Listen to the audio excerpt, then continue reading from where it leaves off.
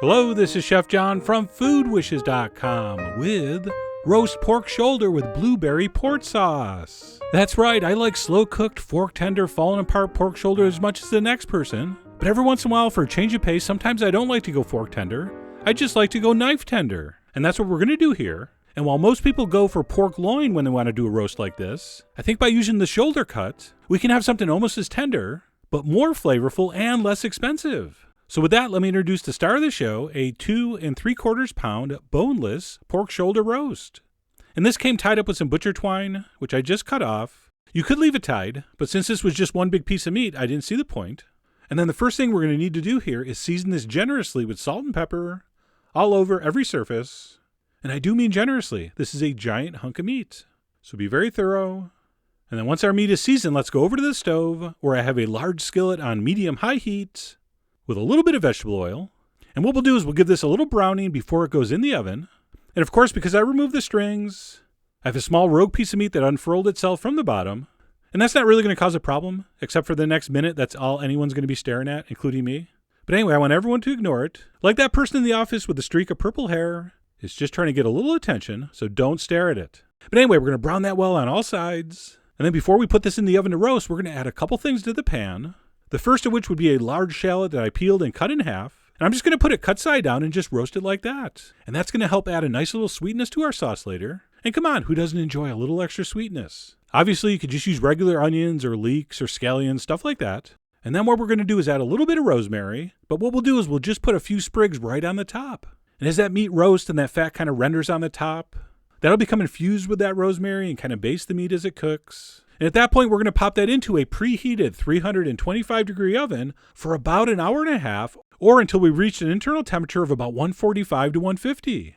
And what I like to do about halfway through the cooking time, I'll pull it out, and I'll knock those rosemary sprigs off for a second because I just want to tip this over, just so we get a different side up and a different side hitting the pan. And then I'll go ahead and replace those sprigs on top. And then also at this point, our shallot should be getting kind of soft.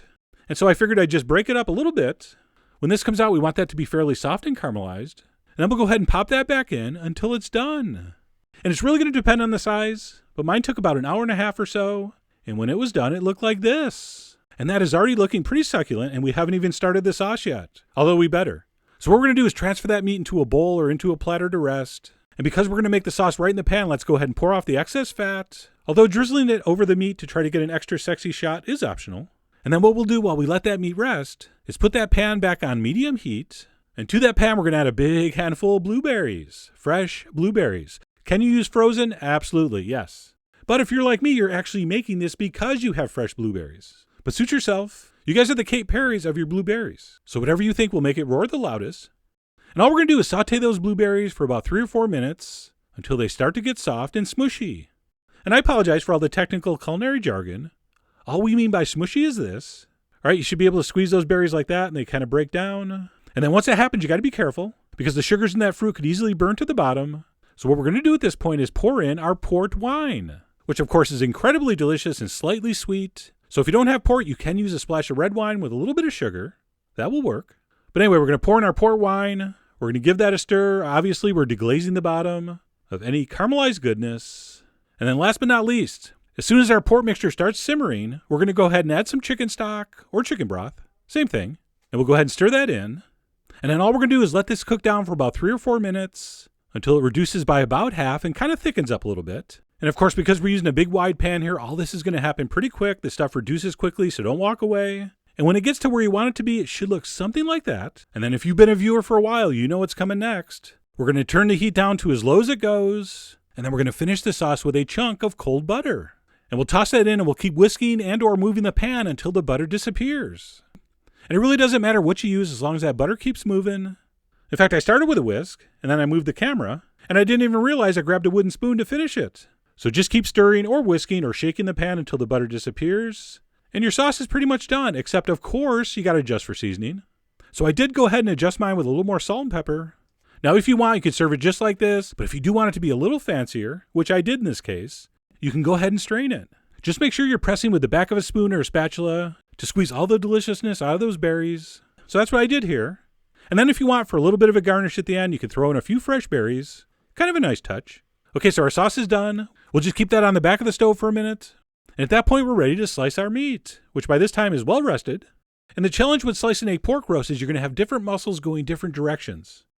So some pieces like that chunk right there are easy to slice.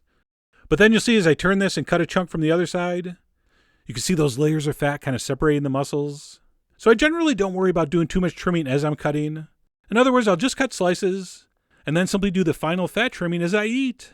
It is a pretty good system, okay? And then right here, I just couldn't help myself. I had to do a little sneak preview. And that right there was just as juicy and delicious as it looked. But anyway, we're going to slice up some pork. We're going to lay that down on a plate, possibly next to a rice and broccoli sprout salad. Did you know they have broccoli in sprout form now? I just learned that. It's very good. And then, of course, we're going to spoon over that delicious and I think quite beautiful sauce. And that very simple, very rustic roast pork shoulder with blueberry and port sauce is done. And I'm a fan of pork presented in just about any way. But here with this sauce featuring that slightly tart blueberry and that slightly sweet wine, along with the hints of black pepper, rosemary, shallot, just so beautiful. And while you do have to deal with a little extra fat, these slices are just about as tender as you're going to get from a pork loin, and I guarantee more succulent, okay? And I should add at this point, if you're not into blueberries or can't find blueberries, this will also work beautifully with blackberries or raspberries or elderberries, or even possibly huckleberries. But anyway, that's it. Roast pork with a blueberry pork pan sauce. So simple, so easy, and as you heard me claim, extremely delicious. So I really hope you give that a try. Head over to foodwishes.com for all the ingredient amounts and more info as usual. And as always, enjoy.